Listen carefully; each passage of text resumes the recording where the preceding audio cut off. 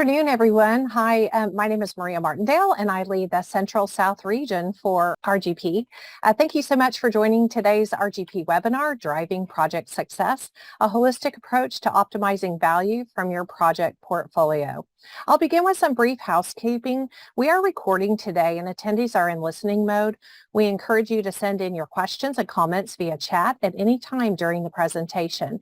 If the team is unable to answer all of your questions, they will respond following the program. 1 CPE credit is available today. To be eligible, please stay on for the duration and respond to 3 polling questions.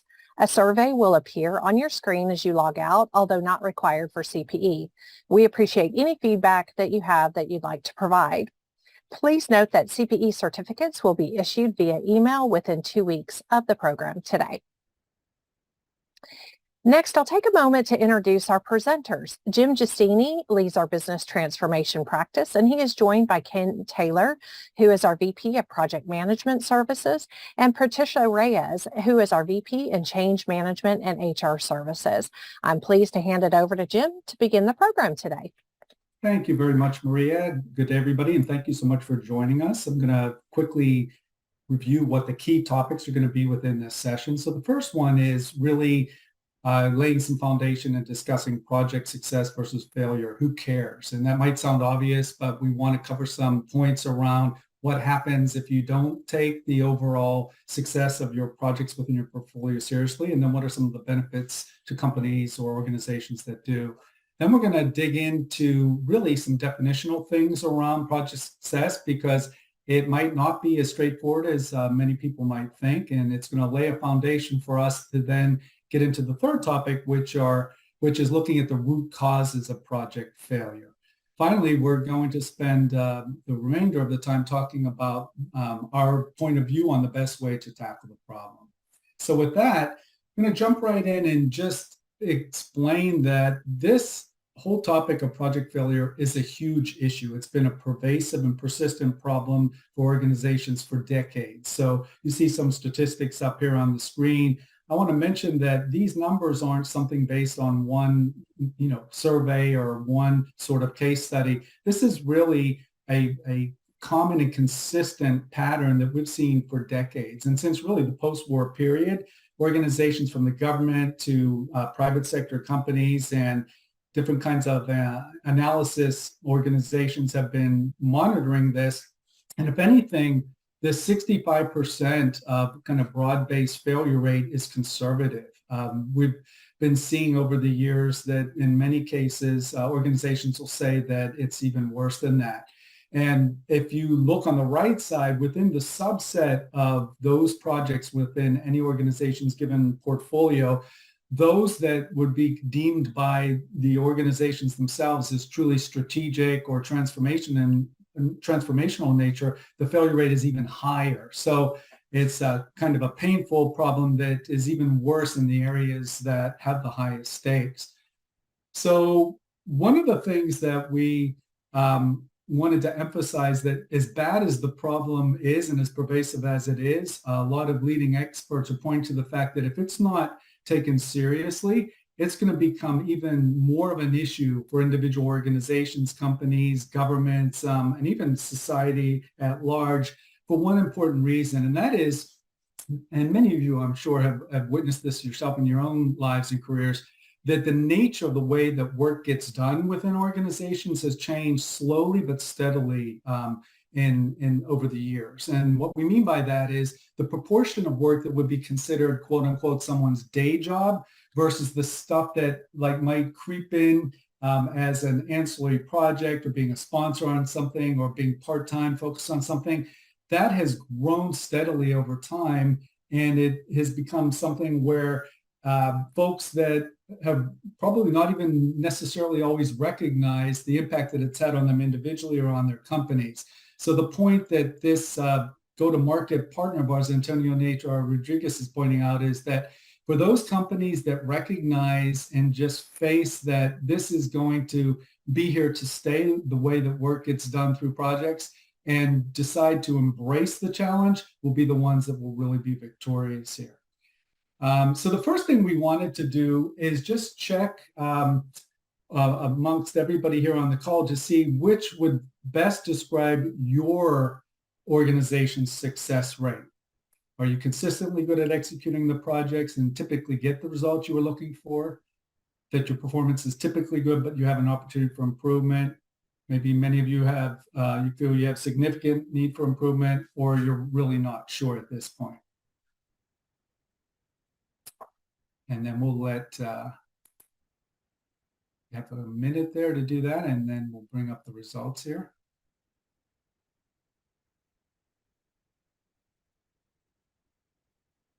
So how are we doing on the results so far, Nicole? All right. Okay, this is probably one example where the majority of folks clearly were in one category. They're typically in the second and third category, but this particular group, I think relative to some of the other groups that we've had, feel that they're typically doing quite well. So hopefully there'll be, for those of you that feel that you're already consistently good or typically good, there'll still be some learnings for you here. And that we do see that a good, almost a third either have significant room for improvement or we're really not sure. And that's an important point, is appreciate the transparency. But even if the only thing you take away from this is, wow, I need to go back and really take kind of a focus and decided approach to understanding this within my organization. All right, so if we move on, one of the things that we wanted to do here next is really introduce and build on this concept of, the way that work gets done. Here we have this phrase, organizational ambidexterity. And the point here is really just digging into this idea of most companies would have a part of their organization that's at the top, senior leadership, focused on strategy. And underneath that, things would kind of bifurcate into activities that have to do with the day-to-day running of the organization and those that have to do with changing the organization. So this is the point that I was making a little bit earlier, where we say that the day-to-day activities and operations, maybe back in the 70s and 80s, that might have been something where for the average mid-level to senior level executive, it might have been 80-90% of their jobs. But a lot of studies are showing that as time has passed, that really that proportion that would be considered in projects, whether they're strategic programs and projects or local projects, has steadily been increasing. So that's something that I would encourage you to reflect on. And if you're in a leadership position, is really try to take stock on how would you even start to analyze or get a sense of, how your folks are spending their time. This next point is really around the idea of what's called the project economy. So this is just really come kind of a tagline now, and the author of this and of that book that had flashed up on the screen, the HBR handbook, he was the global chairman for PMI, and his assertion is that this really is going to be a strategic differentiator for leading companies of the future, that the way that they are able to really build successful project management into their culture is going to give them a leading edge, and it's going to allow for greater value both within the organization, to clients, and to society at large. We've taken efforts over the past year to conduct some of our own original research and wanted to share that with you as well. So we had interviewed over 400 senior executives. Some of the details are at the bottom of this slide there, but we had selected companies that had at least a portfolio of mission critical projects, and that mission critical was defined as being a budget of at least over $1 million. And we had a nice cross-section of companies that were geographically dispersed, Europe, US, and Asia Pacific, as well as a mix of different industry segments. And one of the things that we wanted to do is really get a sense of how folks characterize themselves in terms of their capabilities of being consistently good or poor. And there was definitely a pattern where we saw kind of a bell curve where there was a group of folks that we were able to dig into more that considered themselves as being actually quite good at this. So 15% of the companies that were surveyed said that all of their critical projects, maybe not necessarily every single one in the portfolio, but all of the critical projects did achieve their desired goals. And so this was roughly 62 of the 400 plus companies. And then we also analyzed, there were 24% of the companies that achieved less than 50% of their goals. So that represented 91 of these 400 companies. So we were really curious to see if there were any patterns in terms of consistencies in either how the leaders, or what we kind of coined laggards, operated. And these, by the way, they characterized this themselves, what we coined the leaders or the laggards. And what was interesting is that we realized that in both categories, the majority of them were public companies. So we collected the data of whether they were public or private. So 60 of the 62 leaders and 91 of the 97 laggards were public. So what we were able to do is RGP did not want access to the information of the respondents because we wanted them to feel that they could be candid. But the analyst firm were able to then dig into the companies that were public companies just to see if there was any correlation between their self-professed excellence or poorness at executing projects and their overall financial performance. And we absolutely saw a direct correlation there. So we want to point out that we recognize there are many factors that have to do with whether a company ends up performing well financially. But the correlation was so strong that we were actually quite impressed. So if you look here, 63%, of the leaders, they grew 63% over a 5-year period, which is pretty phenomenal improvement in market cap performance, whereas the laggards actually lost market valuation over that same period of time. So again, not saying it's a direct cause and effect, but there was a very clear correlation there. We also took a look in our survey at the attitudes and the way that the leaders versus the laggards viewed, specifically from a people perspective, the criticality of project leaders, and whether that in their minds directly was tied to their competitive advantage. And again, that's a really interesting pattern if you look there on the right. So of the leaders, 94% of them felt that this focus on having strong project leaders was absolutely translated into a competitive advantage for them. Whereas the laggards, they still felt that it was important. If you look there, it was 57%, but significantly lower. So we're thinking that there definitely is a relationship there in terms of, what you focus on has kind of passed through implications, right? So we want to next take a look from a definitional perspective about what do we mean when we say project success. So, I would say for those of you that are in the project management discipline or maybe sponsors or leaders of projects, this will ring true, I think, that what's been called the iron triangle or the Bermuda Triangle of project management, where you talk about, is it delivered on time, on scope, within budget, and with quality. That's traditionally how the definition of project success has been defined. And all of these are still critically important. The point that we wanted to make here is that often the critical thing that's missing from this is whether or not the projects achieve their business goals. That might sound so obvious, but in our experience, what we've found is that there might be upfront kind of creation of a kind of strategic direction or objectives for a project, but something gets lost along the way as they get into the approval for that project, and then really digging down and creating the business case first, and then the approval for that project, and making sure that everybody is aligned and understands up and down the organization, what are we really trying to accomplish here from a business value perspective.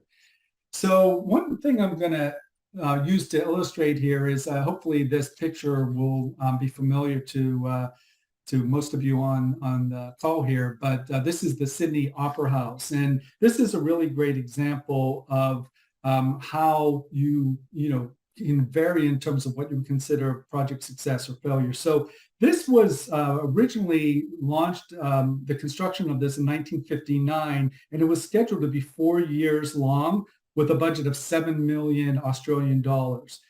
If you fast forward, it actually ended up taking 14 years instead of 4, so over 3 times as long, and it ended up costing 102 million Australian dollars, so over 15 times the budget.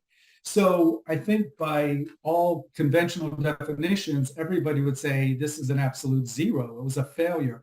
But what's really interesting is that if you would talk to the folks that were involved in this, they wouldn't see it that way at all. So while it took much longer, what they realized is that they were really kind of early kind of thinkers in terms of like an agile mentality and really wanting to think through and revisit the objectives for this. So it turned out that when this finally opened up, it was opened in 73. By 75, the building had paid for itself and it has become a world-renowned icon. So this is an example of, it really is important that everybody involved, both in the planning and then certainly in the execution and during postmortems, are going by the same definitions of success versus failure.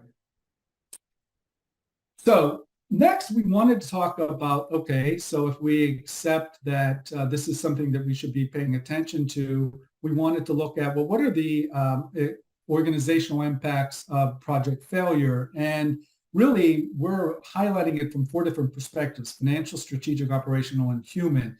So the top 2, these are kind of, interrelated in many cases, but the one is obviously the delay of benefit. So this is kind of the opportunity cost of delays associated with with a project, and then the other is just the hard dollars, the major cost overruns that will be incurred by companies due to project delays. And obviously these multiply when you look across an entire portfolio, particularly of a large organization. In the bottom left, we talk about, even aside from the hard financial aspect, is the strategic and operational impact. So, having something take longer than originally planned could actually, impact customer service, the ability to enter a new market, and they can have both direct operational and indirect strategic challenges.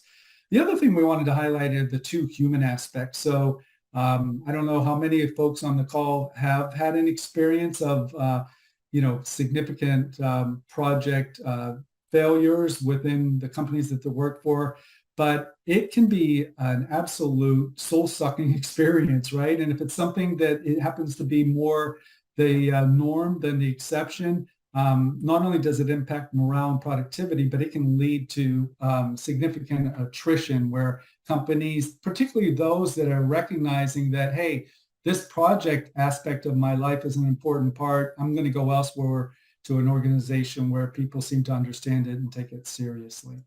So with that, we're going to pause again and see which of the following you've experienced as a result of an underperforming project.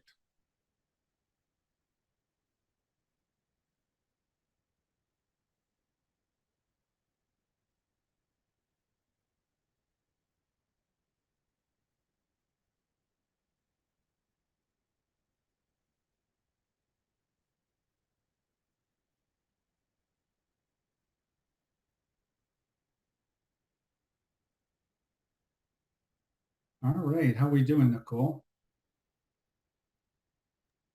We're doing great. Here we go.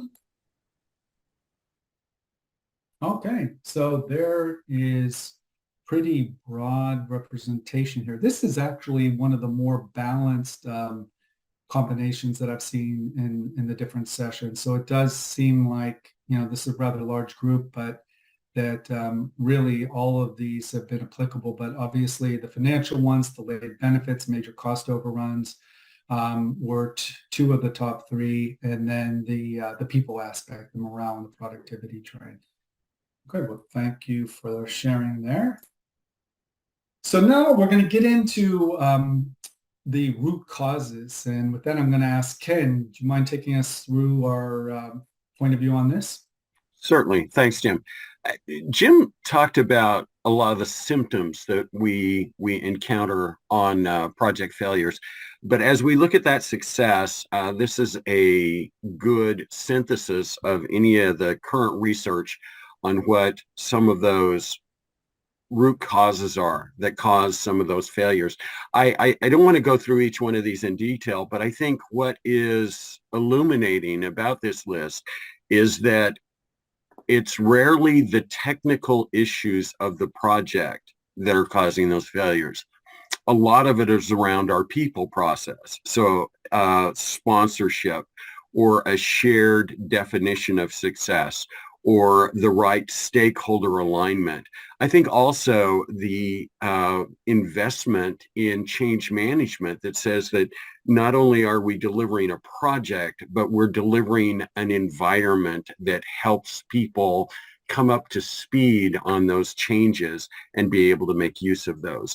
What's interesting about any of the research that we've done is that the root causes have expanded over time, particularly with the complexity of the projects that we now run. It's no longer about a single project organization that delivers all projects for the company.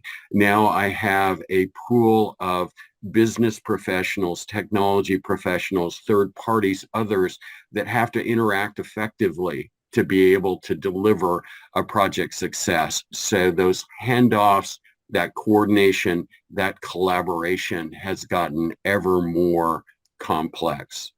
And now if instead of just looking at the project, we look at the portfolio, it's another level of complexity. So when we talk about a portfolio of projects, there are a lot of challenges that come.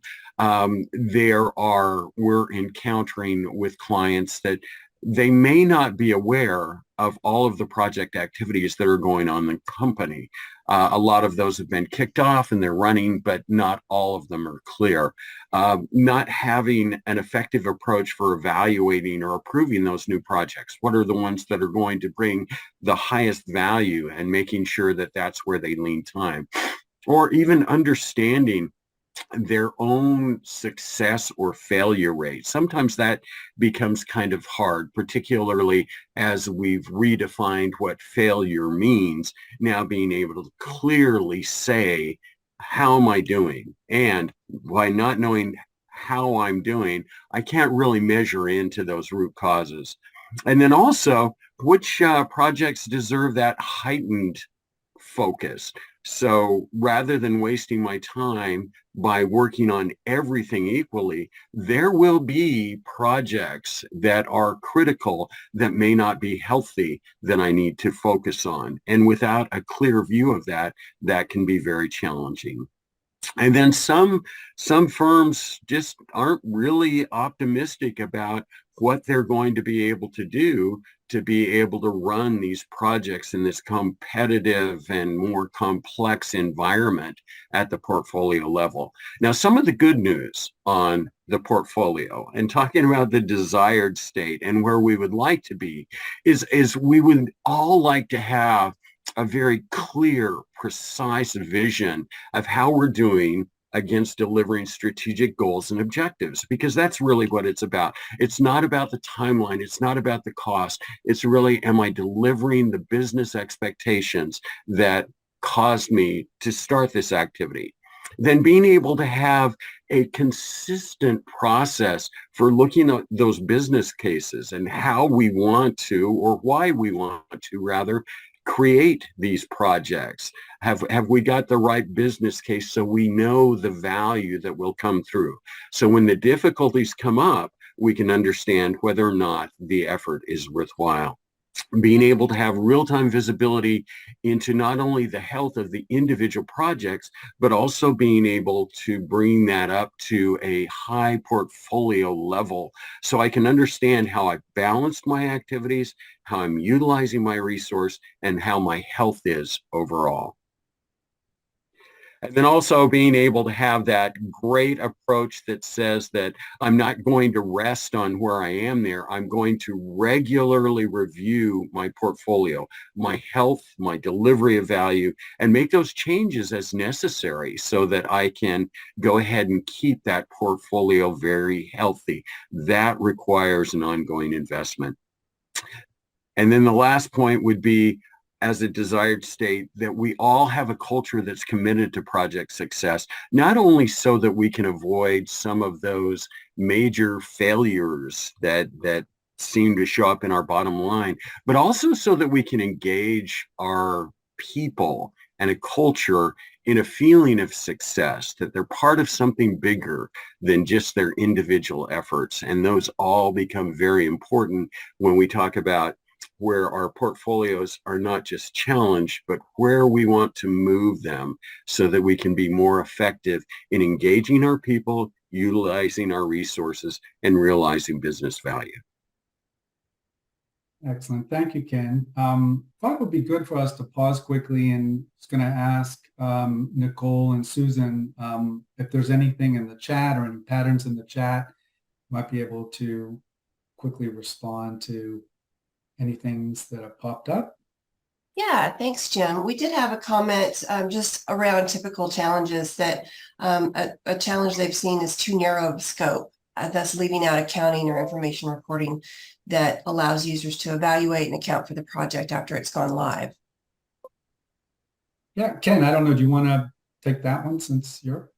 Well, I think one of the things that we feel strongly about is that when we qualify our projects, so that and hopefully we'll get an opportunity to talk about this, that the project expands back into defining what we want to be able to achieve and then realizing the business value for that achievement rather than just throwing it over the fence. So I think part of what contributes to what you've described, Susan, is being able to rethink about what we're doing. Are we defining the project correctly in terms of the business value?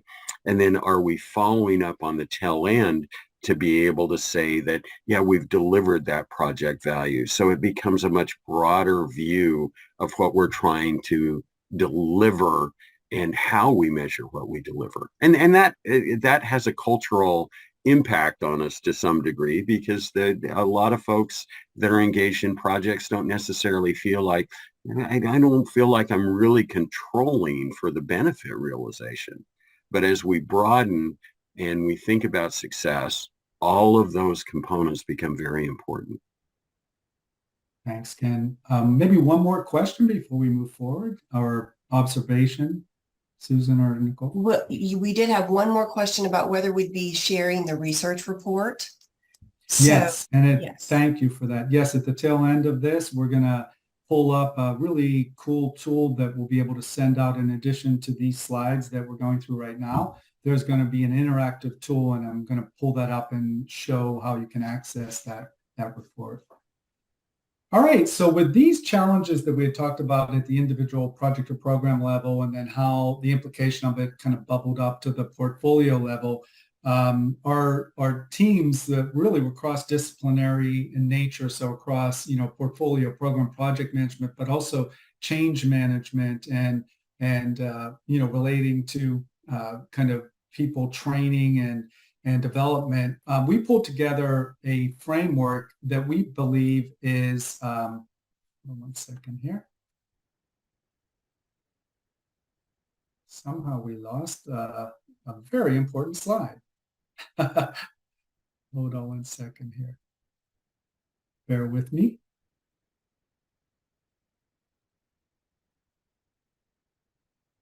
Okay, I'm just going to use this one for the example. But what you'll see here is that we have come up with a holistic framework that, here it is here. It just got put out of place, and I'm going to reshare again there. So what we've come up with is a model that we believe it addresses holistically the root causes of the issues that we've reviewed both at the project and program level, as you see here on the right side of this, kind of highlighted in that teal color.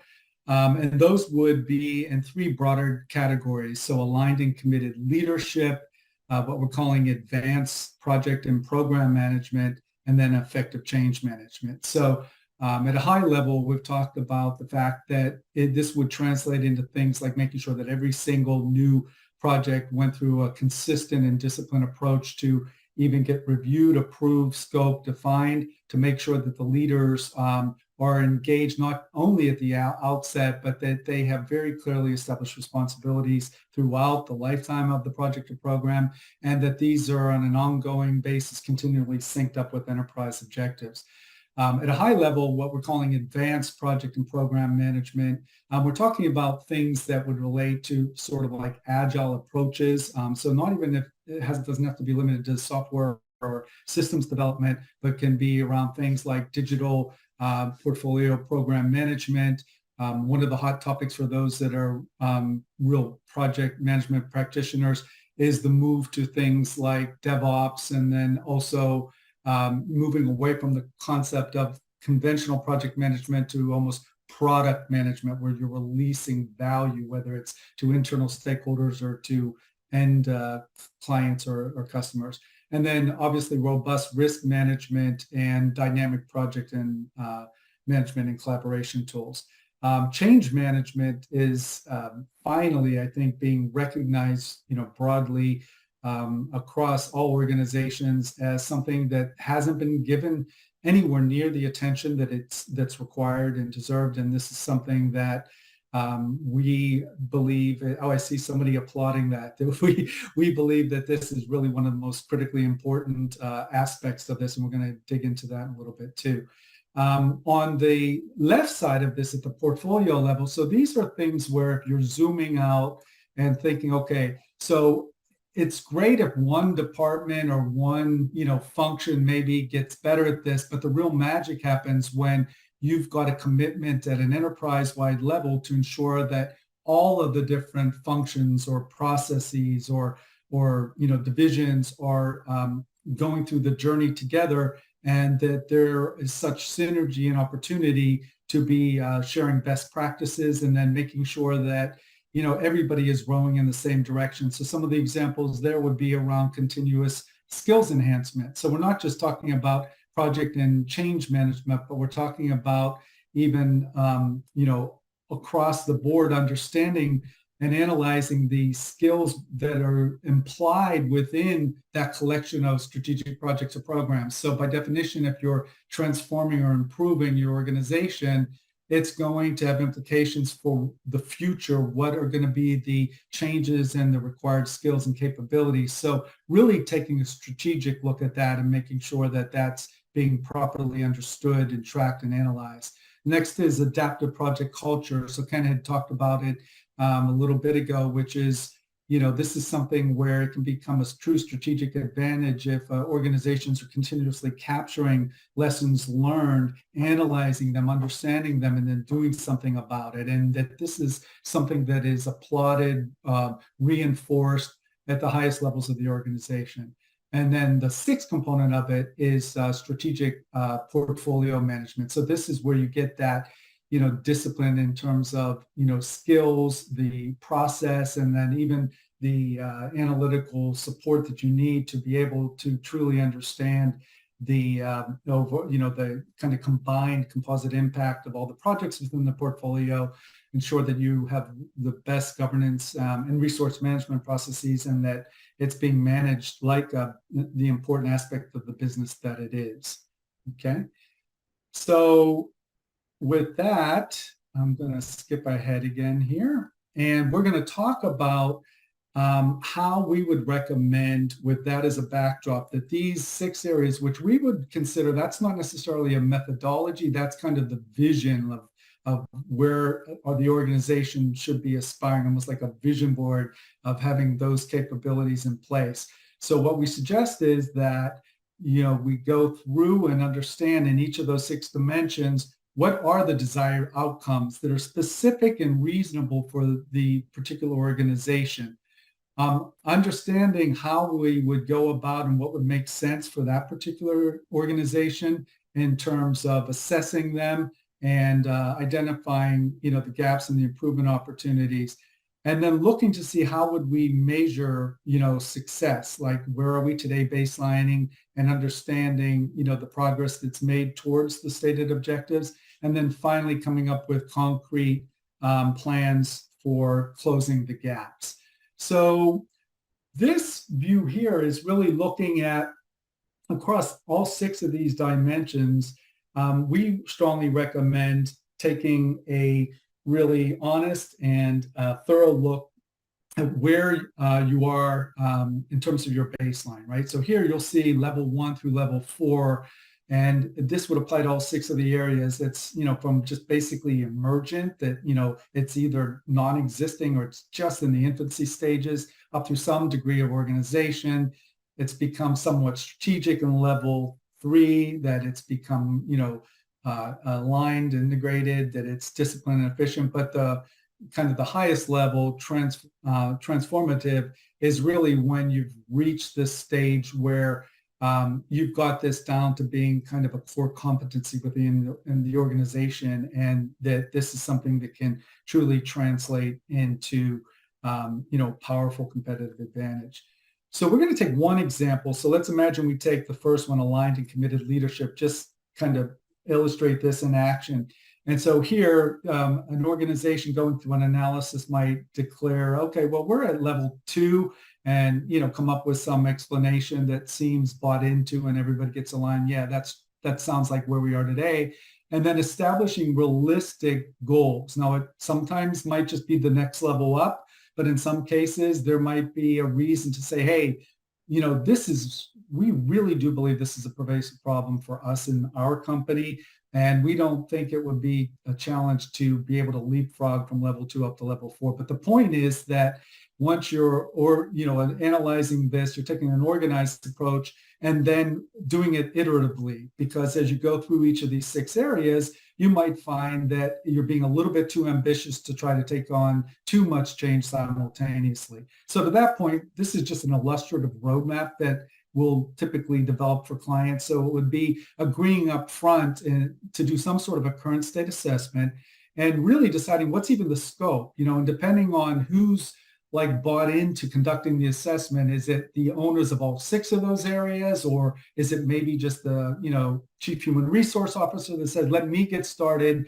I'll be a leader, and she might decide that we're going to analyze the 3 areas that relate to the people. Or conversely, it might be a PMO leader that says, let's focus on the leadership, in business cases, the advanced project management, and then on the strategic portfolio. But in any case, it's defining what the scope's going to be, and then developing the baselines, agreeing on some desired future state, and then starting to think out from a reasonableness and a feasibility perspective, how do we want to break this up? Do we want to do it in multiple waves? What's it going to cost us? And really kind of aligning your go forward roadmap to some sort of a business case. This is kind of a meta business case on doing making your improvements. So the idea is to be realistic, do this in probably a multi-phase approach, but with the idea that you're going to want to have this embedded into the organization so that you can continue to have, ongoing improvements made.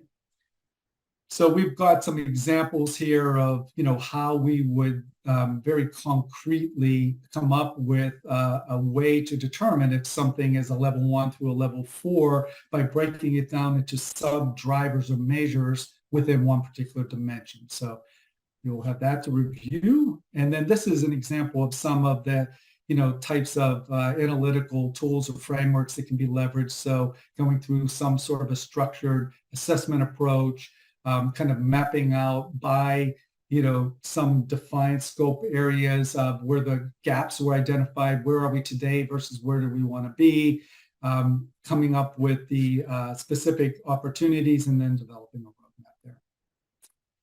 So with that, what we wanted to do is, we're not going to have time to go into a real deep dive discussion of all 6 of those dimensions. So we wanted to ask you all, if you could select up to 3, you can select just 1 or 2 or 3, but select the ones that you would be most interested in the remainder of this call, hearing a little bit more about. We are going to send out, materials that allow you to dig in a little bit deeper in all 6 areas, but we would like to kind of tailor the remainder of this to what you all really care the most about.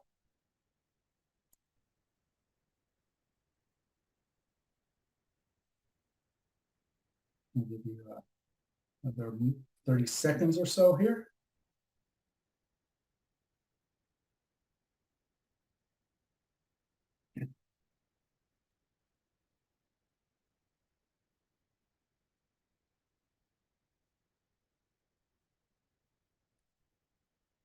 All right.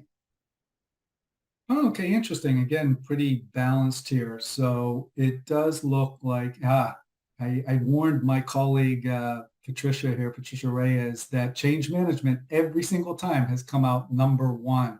And it's such an important point because as Ken was, saying that the people aspect of this is just critically important. So we'll make sure that Pat is able to dig into that. So what I'm thinking, Pat and Ken, is we'll cover change management, the aligned and committed leadership, and the continuous skills enhancement in our deep dive there. So we should be able to go through 3 of those pretty quickly. So with that, let's start with the aligned and committed leadership. Ken, do you want to kind of walk us through how this model would work? You're on mute, Ken.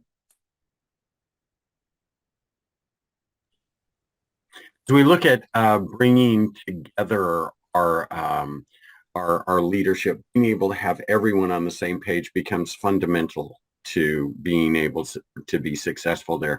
As I mentioned earlier, a lot of the root causing that we've gone through has identified people issues in terms of a common view of what the strategy is, of what's important, of what success means.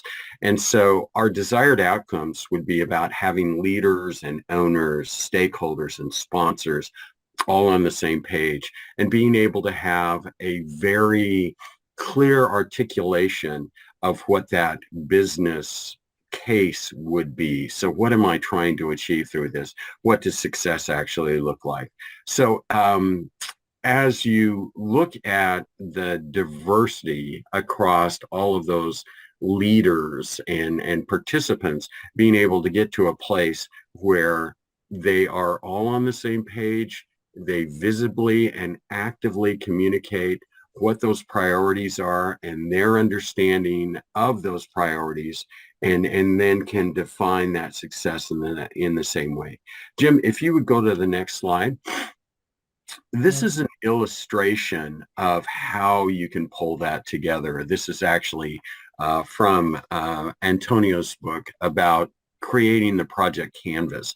This is just one way of looking at that, but having something from top to bottom that clearly articulates, why are we doing the project? Why are we taking on this effort? What's the rationale? What's the business case? And then being able to have people working together that understand that, being able to bring purpose and passion to that project.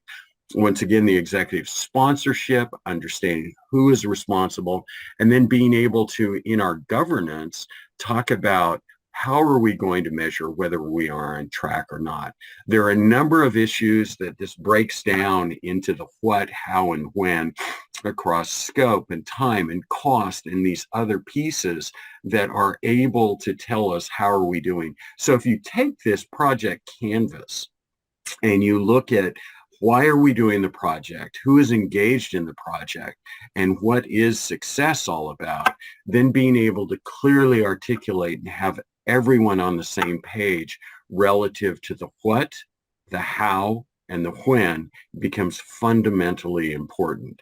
The where, of course, is really about being able to have the right organization and culture and structure and those priorities. So all of that can come together. But this is a great way of kind of looking at a major initiative and being able to understand all of those points.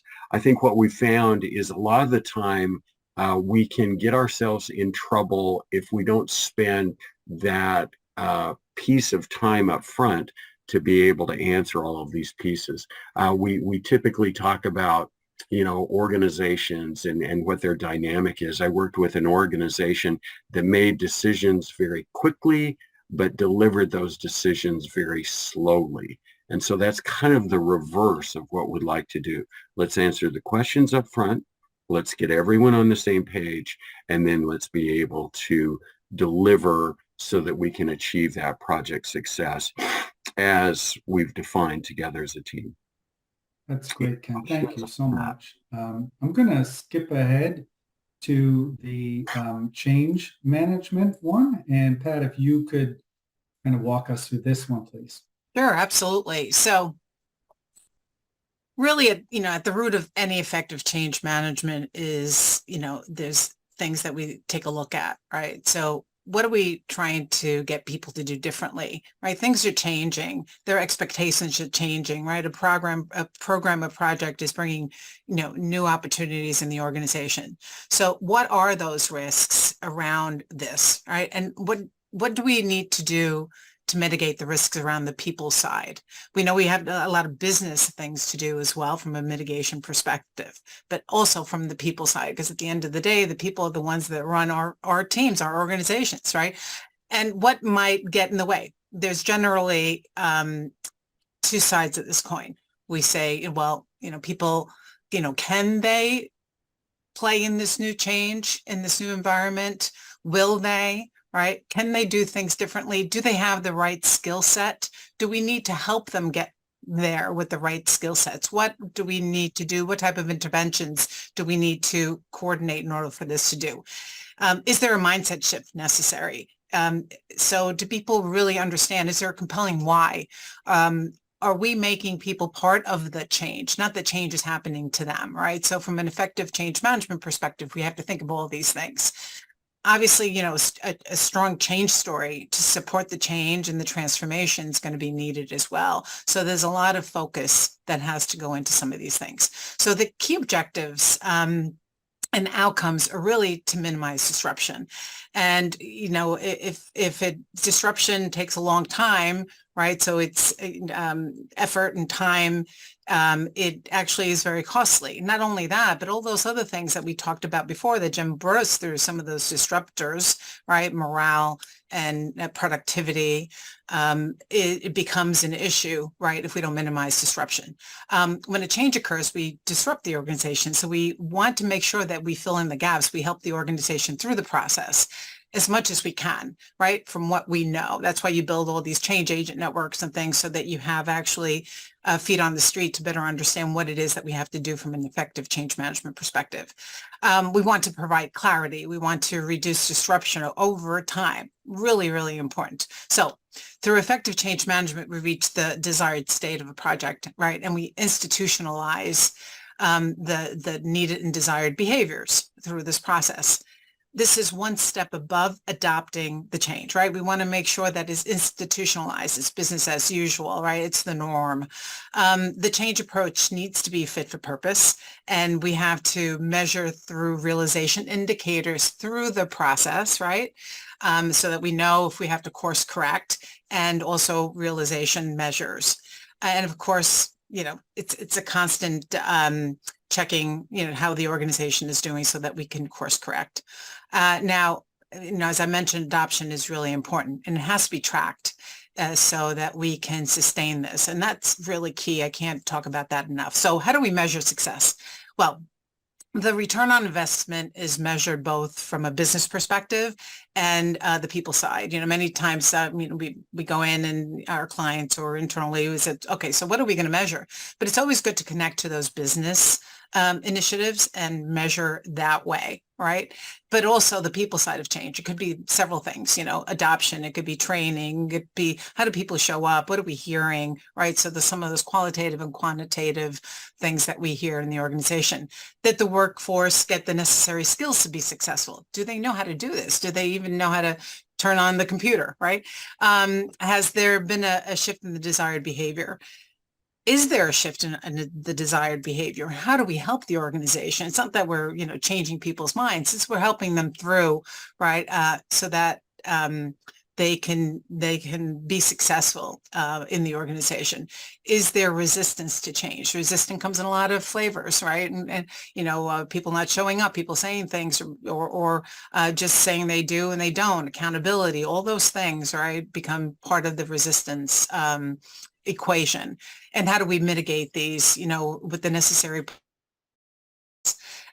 We have lots of tools that we work through here at RGP. We have something called return on change, which we start parceling out the activities, although change is not linear because humans are not, right? So it's align, engage, and sustain. So we focus on those things. And then we have cultural assessments. It's really important to understand where the organization is today and where you need to bring them, right? So that we can fill that gap and help them through. Accelerates. How do we accelerate these things quickly, right? Because time is money, time is impact on morale, resistance, all these different things. And pre and post assessments, right? We need to understand where we're coming from in order to go successfully where we need to be. Training communication, both strategic and plans. We need to understand the channels, the people, the roles and responsibilities. We know one of the comments is we're missing some folks that actually need to be part of that change. So make sure all of that is included, right?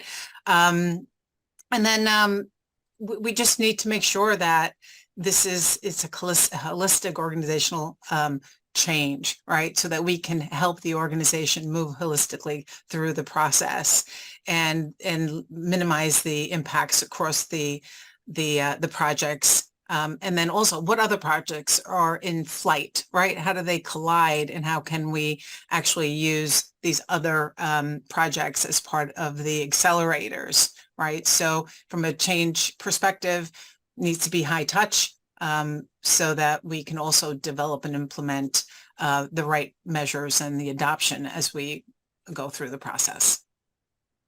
Excellent. Thanks, Pat. I think we probably still have about 3 minutes, if you don't mind taking us also through the skills enhancement. Sure. So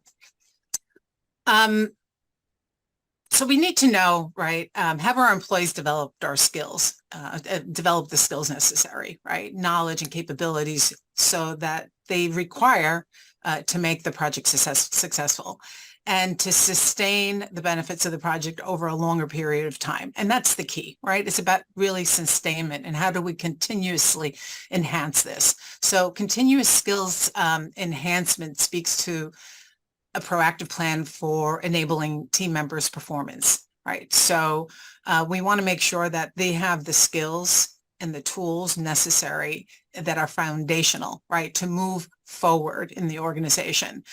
Talent performance capabilities is often an afterthought, and it's where we react quite a bit, right, from a project initiative perspective. So having those plans and thinking that through and ahead of time, and not just for a program that we're working, but like I mentioned to you, across all different programs, how can we leverage those skills across the organization? So we need to think further ahead and broadly, looking into what is actually needed for our success in the future. Not only do we need to close the gaps for success for the project, but we also need to look into the future and align the strategic objectives. And not only for the project, not only for the organization that we're working in, but also from an enterprise perspective.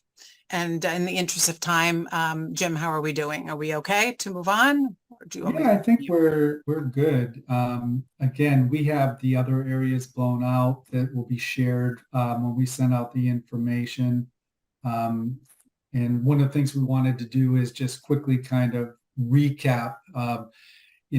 It can seem so, doom and gloom when you look at these horrific, failure rates. But what we have seen is that by taking a disciplined and coordinated effort across all these different components, there really is an opportunity to significantly improve your project success, and that this can pay huge dividends. So while it's a complex problem to solve, it is possible to make significant progress. And our recommendation at kind of the most macro level is figure out which person or persons in the organization would have the most interest and influence in mobilizing cross-functional leadership. Ideally, I mean, the dream situation, but it only happens in a, subset of the cases we've experienced, is to really have the guts to take on all 6 areas. Doesn't mean that you have to move and invest the same level of focus in all 6 areas, but really at least assess where you are starting from,